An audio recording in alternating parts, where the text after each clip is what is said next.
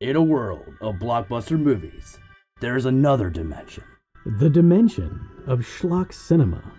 Join us at Beautiful Disasters on a journey into the fringe territory of B-movie abandon. We review the flicks that are forgotten or underappreciated to give them a proper place in the annals of celluloid history. I'm the Groots, F.U. Hunter. your guides at Beautiful Disasters. Come along with us for a fun ride.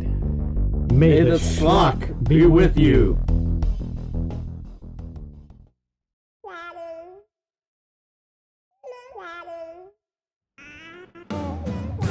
The views and opinions expressed on Geekfather are those of the panelists and not those of the Geeks Under the Influence Network, their affiliates, or sponsors. Listener discretion is advised. This is for the parents and not for the kiddies. Geekfire! Can you try one more time? Say Geekfather real loud. Geekfire way out! And welcome back. That's right, guys. If you're hearing the sultry voice of yours truly, you are back with the Geekfathers. Ooh. Bringing all the trials and tribulations of being a geeky parent right to your front door, in your face, very figuratively. Mm-hmm. And, of course, I am Scotty P. Trying to bring this crazy train into town, but my co-host, partner in crime, Mr. Kyle Smash with me as always. What's going on? What's happening? All up in your ear hole. All up. We're in a hole for sure. In your ear canal. Canal. We're in a canal. I'm all up in your canals. That canals make it more romantic? Yeah, straight into your brain. Ooh. So guys, welcome back. We've got a new episode where, fortunately, we're back, and unfortunately, by the time you are hearing this episode, the Halloween season will be over. Sadly. Never in our hearts. Never in our hearts, so we will keep the spookiness alive all year round whenever possible. So again, by the time you're hearing this, hopefully everybody's had a great Halloween time, some good trick-or-treating, some good scary fun, if it was just a party, some great costumes. Hopefully, of course, the kids had a great time as well. You know, I heard a great. I heard it. It was somewhere in the background on the TV, and it was an episode of something during Halloween, and it was an inspirational moment. I guess it was your sitcom moment. I guess like that. Ooh, and you hear it. Yeah. So we're about to have an '80s sitcom dad moment. Well, you have the narrator of the story, essentially. Say in the background that, you know why I love Halloween so much? Because it was the only time of year I didn't have to be me. And I was like, and I just caught my ear, and I was like, damn, if that's not fucking true. And I bet you a lot, and maybe not young kids, but unless they've gone through something or that they feel that way. Right. But especially as you get to like the older, double digits, preteens to teens, that sort of thing. Yeah. Like, I never really thought of it through that lens. I just enjoyed it because I enjoyed it. But I never really tried to break down why I enjoyed it. But I heard that out of the corner of my ear, and I was like, yeah, it is. Not that I hate, it's not about hating yourself or not, but everybody at some point, is not a fan of themselves. Of course, yeah. When they're being honest with themselves for positive change. But that was just like such a cool, and he was saying it to, it was one older kid saying it to a few other kids. That it's all right. Have a good time. If it's the one time a year you don't have to be you, and if that's what you want, then that's what you're going to get. Man. That's so that was that's awesome. That's a cool sentiment. Well, I think about what the kids are dressing up as, and it's just like it's an escape for them. Well, I'm sure, and that's part of why we love Halloween, And I'm sure people could say, they need to be taught that it's okay to be them. Yeah, absolutely. But just because you're teaching them that doesn't always mean that that's how they feel all the time. And sometimes they need things like that. Yeah, they have to step out of their own realm, do something else, regardless of being permanent or not. They put themselves into something where they can become something else for a little while. It's okay, even if it's just your imagination. George Carlin said, punishment on a kid, he'd have him sit in a room and just stare into the fucking distance for 2 hours and just imagine, or stare out the window. You know what I mean? So, anyways. Yeah, I miss those moments being able to just use imagination and just stare into the void for a little while. Usually now when I'm staring into the void, it's like, work. Something else. And I'm just zoning out because it's the only chance I get to zone out and try to relax. Yeah. So imagination's important. It's important to Absolutely. It's important to really try to live within your imagination, even if it's just for a little while. Not all the time. That's because you probably need to live in reality, Sure. Yeah, I mean, there's... Every now and then. But keep your feet on the ground while you're keeping your head in the clouds type thing. Sure, yeah. It's... Yeah. And one eye on your watch, Well, yeah, you always unfortunately know so. what time it is. Yeah, or you just ask Alexa. That's being a parent, yeah. Yeah, you just ask Alexa. She knows. I don't know. Fucking Alexa. I know, right? Think she can parent my kids. Actually, I saw... wait. You're about to turn some tables here, so hold on. We're turning some tables. Okay, Just wait. But it's along the same lines. I saw it's one of those like it was a video. I'm gonna Instagram, TikTok, whatever. But it's all the fucking same. Anyways, It was just a video, and the kid had an accent, but it was a younger kid, maybe like 5 or 6, talking into Alexa. And it's hard to understand what the kid's asking for, but as Alexa responds, it's just like porn store or porn something.com. Isn't that the one with like the kid is like it's like a Scottish accent or something? And it's like and Alexa's just like dildo, and just like this, and it's like fuck, they're trying to. I've never been in that extreme of a moment, but there have been moments where something like that Alexa's put on, and we're like no, diving to turn it off while definitely not kid like friendly. My kids in the other room. Yeah, no. It was just like a moment where I was like, yeah, every parent's had that moment. If it wasn't Absolutely. Alexa, it was something else. Oh, for sure. I mean, there's also, we'll just say more common now with availability of technology. Well, back in the day, it was just listening to your parents on the phone is probably, they're talking to their friends in the kitchen. Saying a random word or phrase totally out of context, but it's, I just got a lot of curse words. Shit I didn't understand. Oh, yeah. That's where I learned how to curse. Oh, yeah. Well, every kid learns how to curse. You don't know, you're not using the curse words properly, but you know how to curse. Yeah. And you just know that it's just like, shit. Fuck and shit seems to be innate.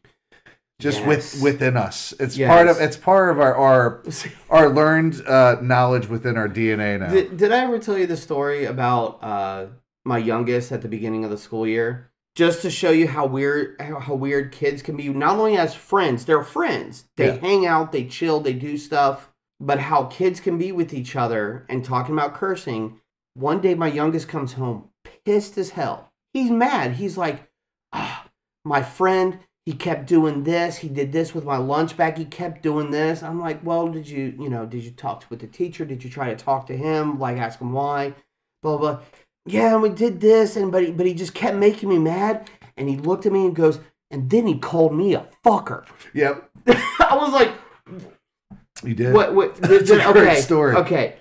Because the worst part about that, whether me as a parent or just really trying to understand the situation, I did have him repeat it a few times because I'm like, I want to make sure, first off, I hear you correctly. You want to make sure. Second off. You want to make sure that shit fucking sticks. Yes. Right. And just to hear my youngest with the octave that he already speaks in, it's pretty fucking funny. And just the way he like would lean in at me, like all like, then he called me a fucker. And it's just, I put way more of a country accent on it there, but and like, how can you, and any parent in that situation be mad? You've asked the kid what they said. The kid's telling you what they said. Right.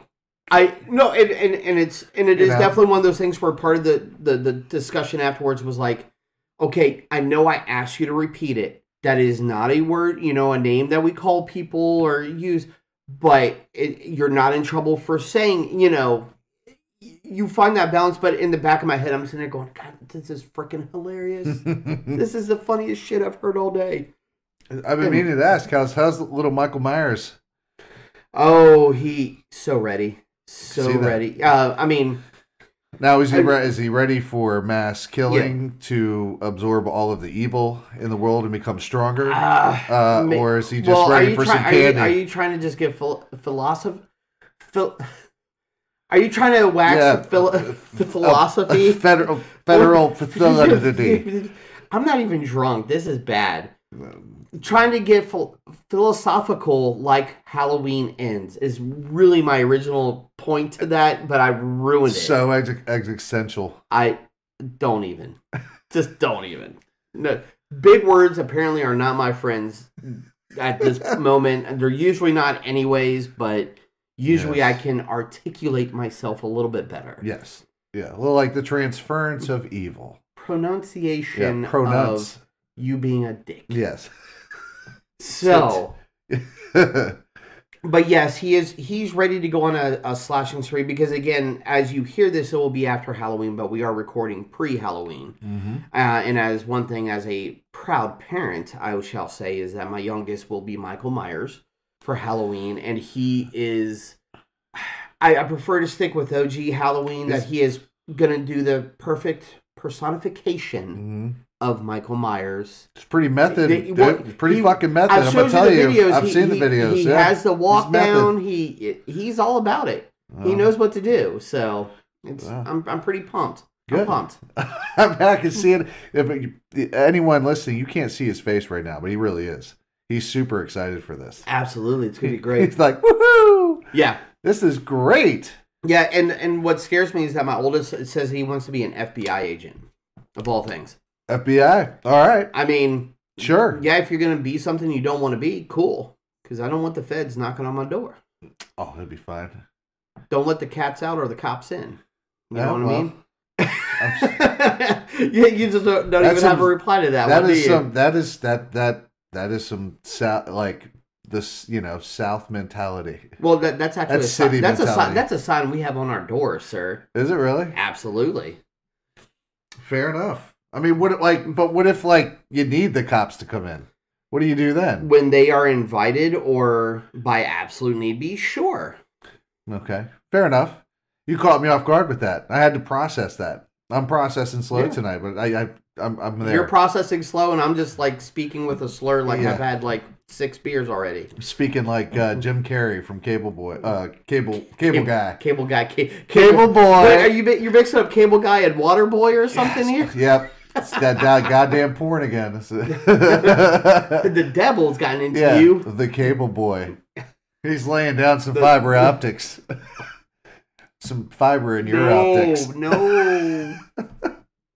All right. Anyways, wow. Back to so yes, we're expecting parenting. Fun Halloween times. The kids are going to have a blast. Costumes and all. Speaking of Halloween, last time on the last episode, we had not seen it yet, and we have both now caught up and watched Halloween Ends. And I think it's only fair to dedicate some time to talking about what we watched, and sure. You're gonna get it. There's a lot of podcasts out there that probably talking about From the Mouths of Madness. From the mouth, they've had their episode. The horror aspect. Well, I don't know what I watched. I know, and I've heard this before, and I definitely believe it. It wasn't Halloween, but it was Halloween, but it kind of wasn't. And that's where I lie. Is I don't know what happened, and I don't know why they went the direction they did, but they relied heavily on the transference of evil through apparently a seemingly evil act. Right. Is how they sort of kick it off. Or how evil even empowers you. All right, so to some degree. I'm going to give them a breakdown. So this is a spoiler alert. So if you have not seen Halloween Ends, then skip over at least 10 minutes and we'll see where we're at. I'm going to give you time. Okay? No, get the fuck out of here. All right, goodbye. All right. Done. I think they're gone. So we're going to start. Essentially, the movie starts with a kid of obviously a rich, family, being watched by an older babysitter, which I think the character's name in the story is Corey. We don't even need all that. We don't even need all that. So this is the way it starts, right? So Corey's watching this kid. This kid's being a dick. He's a preteen boy. He's being kind of a dick. He's running all over the house, making noises, trying to fuck with Corey, the babysitter. Gets him to the top of the house, it's a big house, 3 or 4 stories. Locks him in the attic. And Corey, the babysitter, obviously has issues with confined spaces and being locked in. So as the kid's taunting him on the other side, the parents walk into the door from their date, and the kid is continuously taunting him, and he tells him, let me out, and he kicks on the door to get out because he's freaking out, and the kid gets knocked over the railing and falls like, I guess essentially 3 stories, and dies. And, and as he is kicking the door, he says, whatever the little kid's name, he says, I'm going to kill you. And the parents hear that. Yes. So that's a big thing to know what's happening. Yeah, that was just bad timing. Now, we're not going to go through the whole movie, but it's good to know where, because the beginning of this is... That sets the whole tone. Well, it sets the tone, and it even is, at this point, for being the 3rd movie in this run of movies, it's a background to, you got to have a start from somewhere, and that's where it's kind of not a weird start, but it definitely is already like, it's off kilter from what a Halloween movie should be. Absolutely. I mean, the tone, it completely throws you off.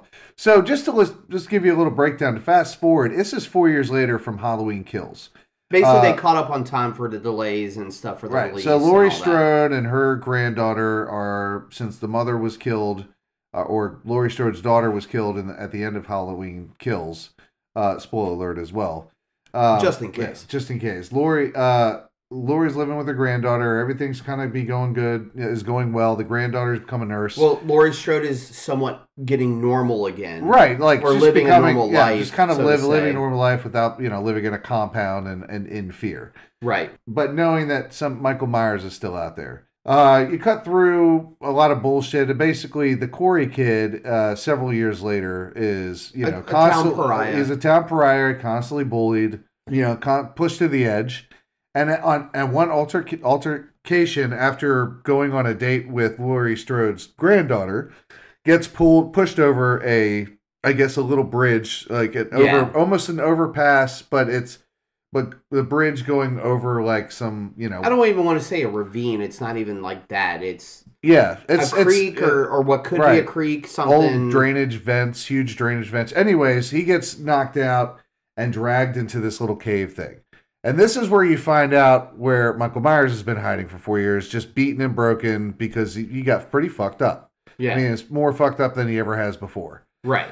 Physically speaking. But somehow he has survived and living basically in the sewer. So long story short, he tries to kill Corey, looks him straight in the eyes. Corey looks him in the eyes. It's all very Hobbit to Hobbit, at the end of Lord of the Rings. You almost expect a kiss. Yeah, you almost expect a kiss or maybe, some sort of delicate rubbing of the cheek. Something, and you don't get that.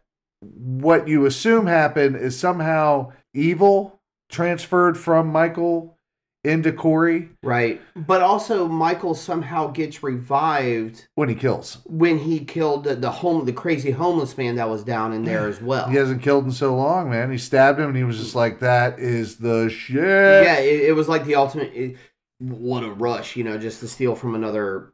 I bet he's got to have like a severely overdeveloped adrenal gland or something like that, and a strong heart. It's got to be something. Those two things right there for him to that's probably what it was. Just pure adrenaline. And then he's just like, oh, that fucking feels so good.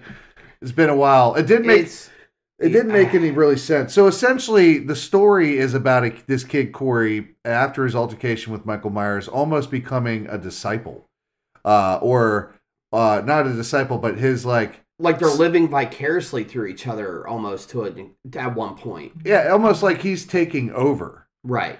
And then Corey begins to kill. And he gets to take out the bullies that bullied him and so on and so forth. And obviously he gets so deep into it, he wants to become like Michael so bad. So this is where you're going to push through all through the film. A lot of kills that happen. They've been Corey.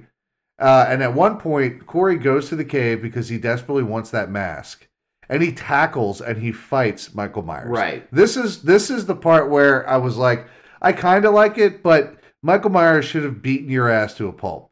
But then you realize he's a very old man who has had every form of thing happen to him physically besides decapitation and severing of actual, like, full limbs. Yeah. Well, yeah, at this point, he's lost a couple fingers? Couple of fingers, but I mean, he was beaten, stabbed, and shot so many times. Right. That Halloween shouldn't even Kills. make a difference. Yeah. He was so fucked up after that once he got away, he had to hide away for 4 years. But either way, this Corey kid takes him down, drops him, takes his mask off of him, puts it on, and then proceeds to like Michael Myers style kill all of these people. The issue with that was that the kills were weak. They were okay, but they were weak. Well, but then he feels like because to be with Laurie's granddaughter, he has to kill Laurie, which is what's bringing us to the end and like right. He has to get rid of her because she'll be a wedge. It like a full circle type thing of he wants to be Michael Myers or feels like he's taking over for Michael Myers. Right. So it's almost like it's fitting that the main kill he has to do now is Laurie Strode for whatever reason. Yeah, exactly. So then you get closer to the end of the film where Corey is going after Laurie. And I'll give it to you. This is a badass moment. So Laurie Strode goes to sit at her desk where she writes and looks out the window, senses it. Oh, yeah. You don't realize she senses it, but you're like, she senses somebody there and knows that feeling and knows to trust it. So she gets out like a pistol and she does all this stuff, and when she feels whoever may be closer, which you don't know at this moment yet, she calls a suicide hotline or the cops and says she's going to kill herself because she thought she's lost her granddaughter, she's lost everything. And as Corey and Michael Myers' mask is right outside the door listening, you see her stand up, move out of frame, and pull the trigger. And you see what look like brains on the wall. Well, that shit happens when Corey ends up opening the door, walks straight in, and looks at Laurie, and she's just like, she says some smart ass comment. She says basically like something like, "Did you really think I would kill myself or something?" Right? And it was pretty badass. And then she pops two in his chest. He falls over the banister all the way down on the floor, and then she basically has the upper hand. There's some dialogue that goes through. Laurie Strode's granddaughter realizes something fucked up is happening. Or comes back to the house and finds that Corey has actually stabbed the knife into his own neck. And this is where it gets crazy. He kills himself to essentially fuck Laurie Strode up, fuck their family up. It doesn't exactly... The granddaughter comes in, sees it, blames her, runs away. Right. And then Michael Myers comes. Well, because Laurie Strode doesn't want to kill me. It's like, no, you need to get help. You need to do this. Yeah. And so he picks up the knife and takes it upon himself to go for the jugular. And and so Corey ends himself. End of movie. All right. No credits. No music playing. Just end of that movie. Then comes Halloween Kills, Halloween Ends, and this is just about 20 minutes of Michael Myers. Not even 20 minutes of Michael Myers coming into the house, picking up his mask, and then going after Laurie Strode. And Laurie Strode and him basically fucking having a melee style, throwing everything but the kitchen sink because she can't lift it. Now, even though we were spoilers, don't ruin the ending, because at the very least, experience the ending for itself. I ask of that. Have you not? Well, I mean, have you not seen it? Did you lie to me? I have seen it. Did you finish the ending? Yes. Well, of course I have. Right. But I'm saying, because also my number one rule, first off, if you're going to properly shit on a movie, you have to watch it at least once. And even though we're giving away some spoilers on this, the very ending is really kind of the culmination of a bunch of shit. Yeah, I've seen it twice. And people should experience that without hearing it. Well, then they should fucking watch the movie before listening to this. I'm pretty sure most people have at this point that are going to watch it anyways, or care about it the way we do. I love you, but your argument's just falling apart on the mic. Fine, go. All right. Go. So essentially they fight each other. Laurie gets the upper hand to an extent with the knife, and she basically pins him down, each hand onto the island, the big wooden island. Oh, and then she pulls down the refrigerator to pin his legs. Well, she takes a fucking frying pan and she hammers the knives deeper into it. Oh yeah, to make sure that they're actually in. Because if he does rip his hands up, his hands really won't be used. He won't be able to use them for anything. Right. So she's got him there.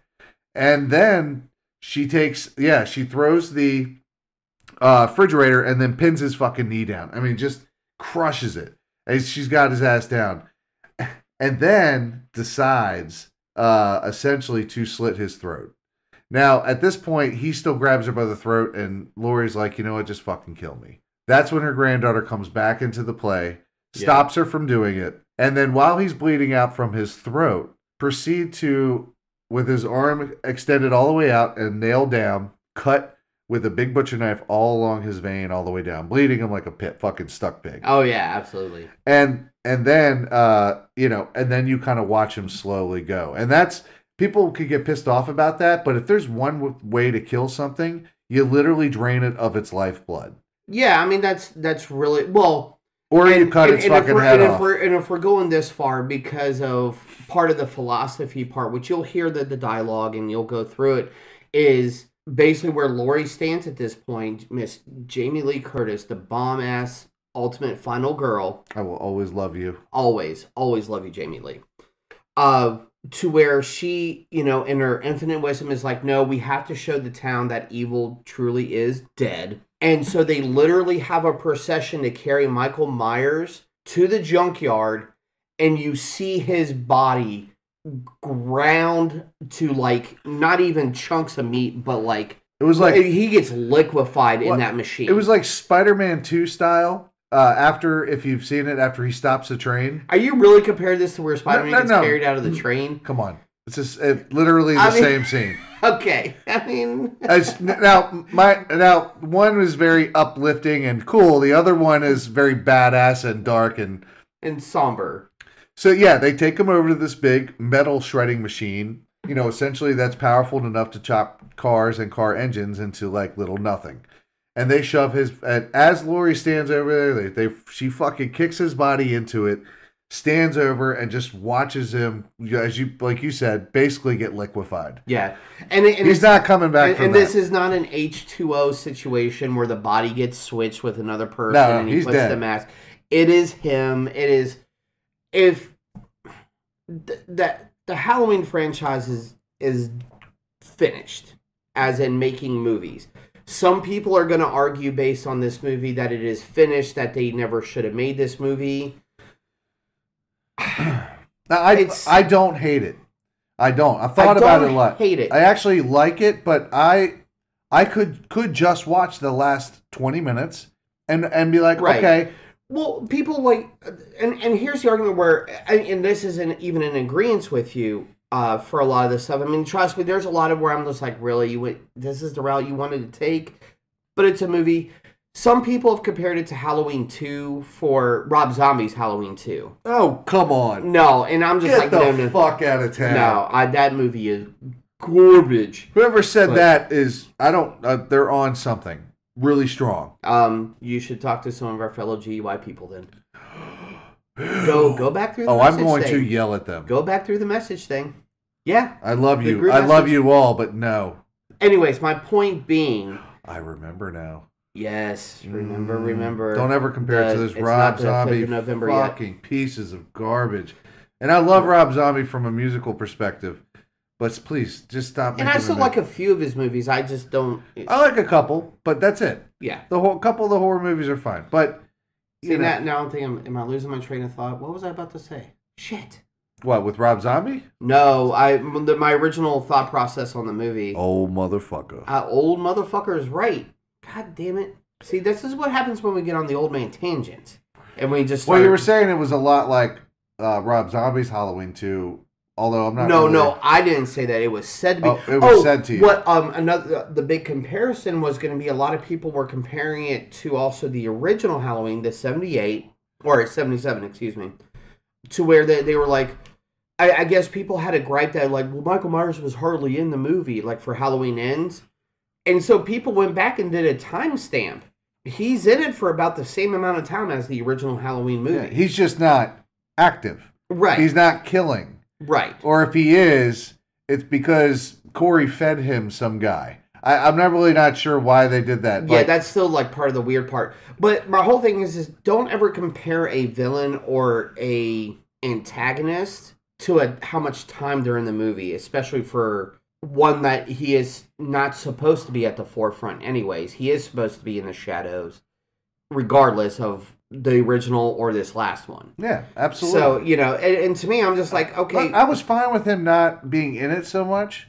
as long as the story was centered around him and around Laurie, which it was. It was not even necessarily centered around the victims. It was centered around the town turning on Laurie Strode and coming up with these crazy ass conspiracy theories like he's this or he's that, or you were just picking on like a, mentally challenged, like, what the fuck are you talking about?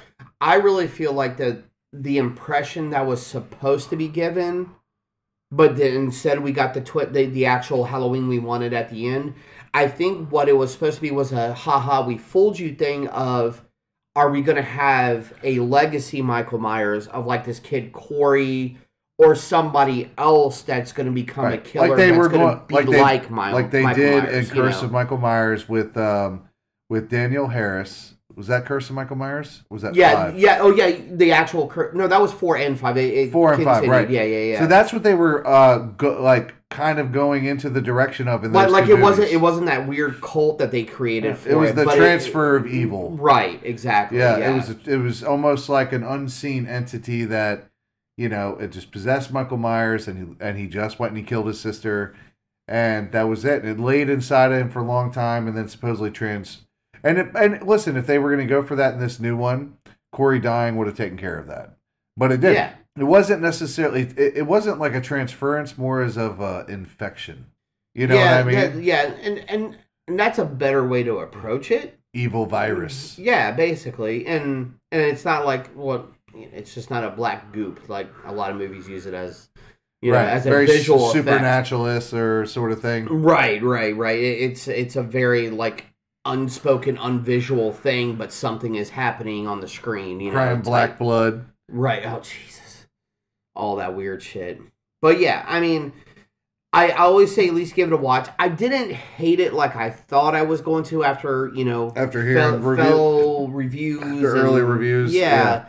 I just, it was a very offhanded approach for that franchise. And well, listen, you have a franchise it still ended appropriately, I believe. I love the ending, and that's where I'm in such conflict in my head about it, because I liked the movie that they were telling up until the point Corey died, and then I loved the Halloween movie that I was supposed to be watching. Well, because the real gripping part of it, as to talk more positive about it, was even though Michael Myers wasn't around or doing anything, this whole town was still in shambles. Yeah. Just the mental state of so many people. You know what it felt like I was watching? Was almost like a spin-off of the cause of the effect of his actions in that town, how it reverberated into people's thoughts. Like the movie just should have been called Haddonfield or something. Right, and that's what it felt like. Like if it had been that, and I could put myself in that mind frame before I got there, then I would have gotten what I expected, and it would have been really good. Right. And that's kind of where they were. I feel like they were leaning, like, oh, we're going to open up a little universe with this, but maybe they weren't. It just seemed that way from the way that they executed it. Yeah. And then you get to the Halloween movie at the end, and I loved it. I loved that part. I really enjoyed it for parts that it was trying to be. I got really annoyed at others. The kills were kind of weak until you get to like towards the end of the movie. And then they're okay. Some of the kills are okay. But the fight scene between him and Laurie Strode's fucking A++ on my end. That's true. 2 thumbs up. Absolutely. So I guess we may have to, like we mentioned, maybe we should have that special episode with Lowdown and FU Hunter from the Mouths of Madness about debating the Halloween Ends movie. Now, do you show your kids this movie? No. No. I'm still trying to get them to watch the original Halloween 2. Mm-hmm. Just because that's a little bit more on par, because they've seen the original Halloween. Are we steering off towards the end of our episode here? Did we go on a huge rant? Oh, we went on a huge rant. I was going to ask the quick question though, and all the times we've talked about Halloween and different things like this, where the fuck have Michael Myers' parents been? Because you never hear about them after the opening scene from the original movie. Well, their son's pure evil and their daughter's dead. They probably don't want to fucking stay in that town. They probably live somewhere in fucking Florida, getting drunk every day, and fair answer, and not giving a shit about the world. Like I'm not expecting some big, huge Listen, if I'm them, I stopped giving a shit about the world a long time ago. True, Once my daughter is murdered by my only son, who is now pure fucking evil, I don't care. Yeah. Or you die. You've died. They lasted a few years and then they died of, maybe broken heart. It was just one of those curious things because of the way everything was supposed to be coming full circle. I almost expected some offhanded comments about it. Yeah. But it got me thinking of just like, we don't need to know. So that's where but I was just curious. That's where your Haddonfield series would come into play. Yeah, like you get all those stories. True. Very, very true. You wouldn't have Michael Myers killing though, so it wouldn't be very gripping that way. And honestly, we could have a better story about like Tommy and a couple other people, like because as much as I love Anthony Michael Hall, he did not play a great. You know what? It'd be kind of a cool concept, a World War Z style, and I'm talking about the book, not the movie. So if you haven't read the book on World War Z, unlike the movie, is done in interview style. It is about after the zombie apocalypse has basically been under control. Right. They start about, the day the dead start coming back and henceforth they interview these survivors and they're telling their stories. Yeah. Now that would be a cool spin-off of certain survivors essentially. Just call it Haddonfield. Right, but it would be certain survivors on that night of murders that weren't talked about or whatever the case is that they, and this is their eyewitness report of Michael Myers and his killing. And you could, 30-minute episodes of just like interview style. Well, and that was part of what I liked about the Haddonfield stories or Haddonfield murders, Haddonfield experiences, whatever you want to call it. But that was part of the extra charm for Halloween Kills is because it gave like those flashback scenes and stuff like that were really awesome to help fulfill this story. And I think that's part of where we feel cheated with Halloween Ends, where it's just like, oh, Halloween Kills was such a strong movie and now we've got this. But regardless, we've carried on. We have taken up quite a decent amount of time for everything. It's kind of like what Butcher, would say to his son of just don't be a cunt. Are you memeing me right now? There have been a pretty funny meme about that where that one's a little bit harder. It's basically, well, if you saw the latest Boys season, and it's a joke about of course, why did his name just escape me? The character's name. Because you're trying to tell people. Yeah, you're trying to tell it in a large format. Yeah. But basically, what the fuck is his name? God damn it! From The Boys. From The Boys. Which one? Butcher. Oh, Butcher. Where Butcher, it's a joke about Butcher telling his, it's not his son, but the kid would be basically like, what if I always told you, like, don't be a cunt? And the meme is Michael Scott from The Office giving his like big crying smile, where it's just like, may not be the best parenting, but I can see what you're coming from. I've been getting sucked into those parenting memes.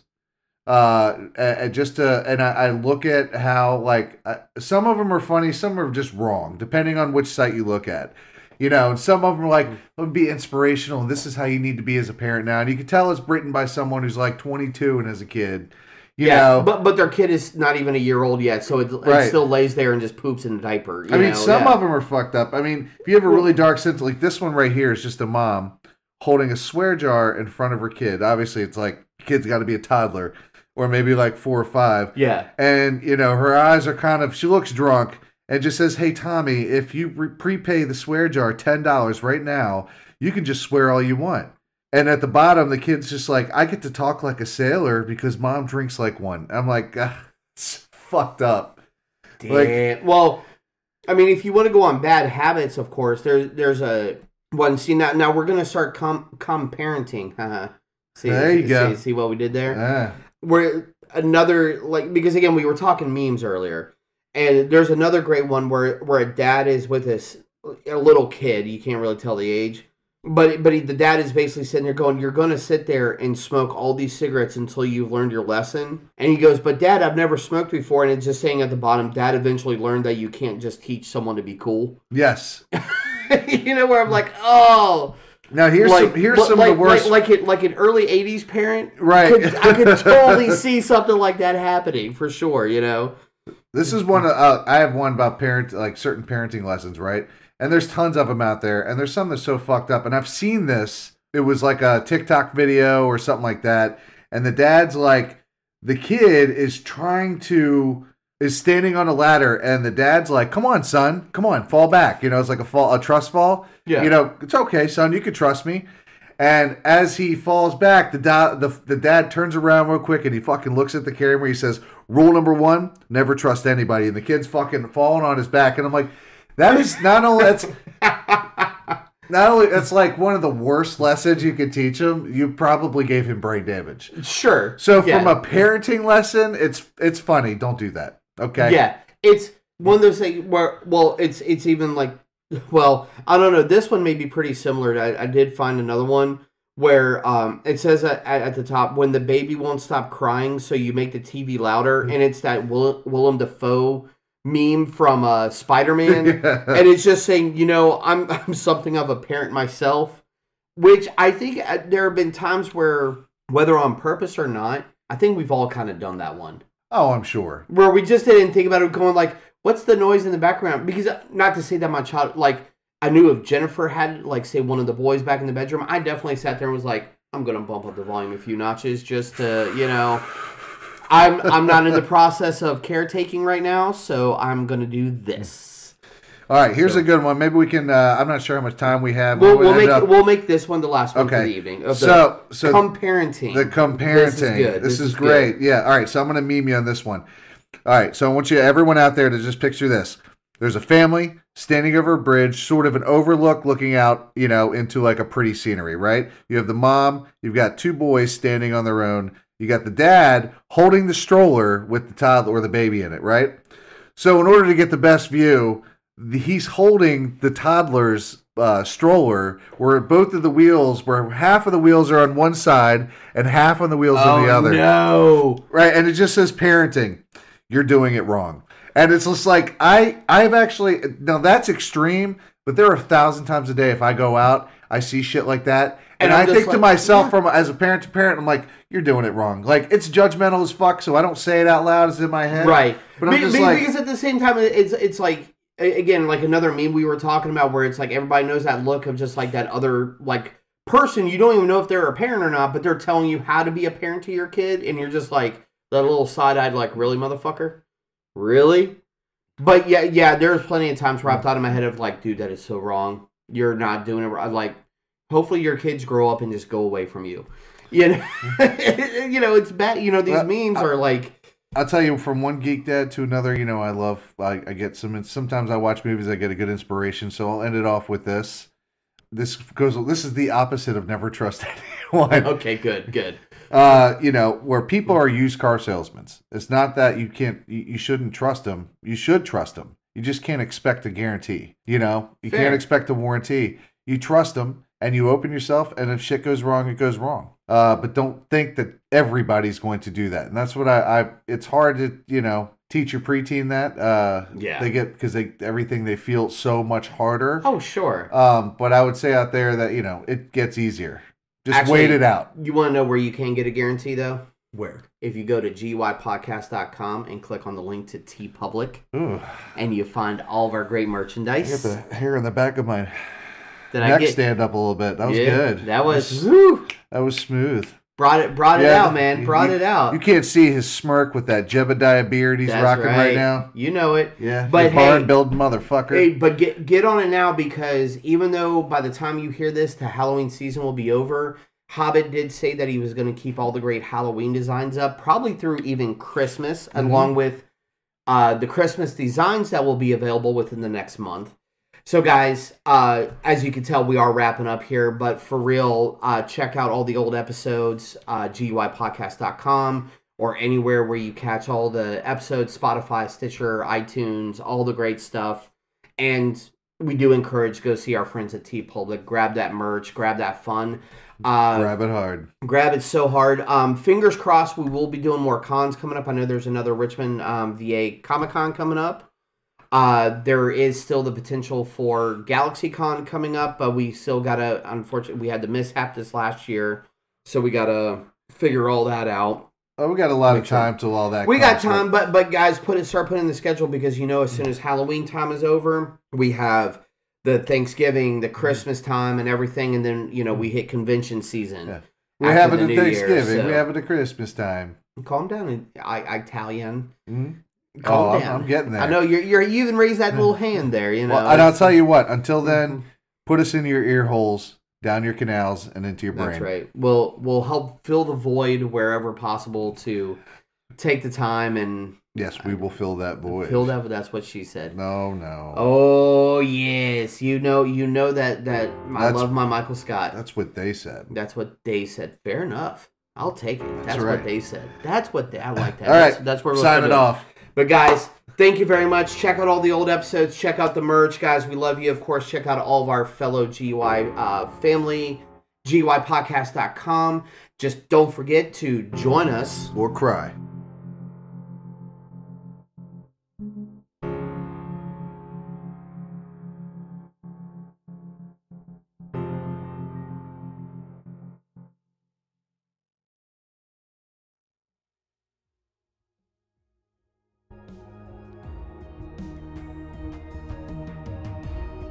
Coming straight from the mouths of madness, I'm Lowdown. I'm Ep.126. Do you love horror? We fucking do. So this is a podcast dedicated to all things in cinematic horror. We're talking movies, television, composers, special effects artists. We're gonna fucking cover it. So if you love horror, Embrace the madness.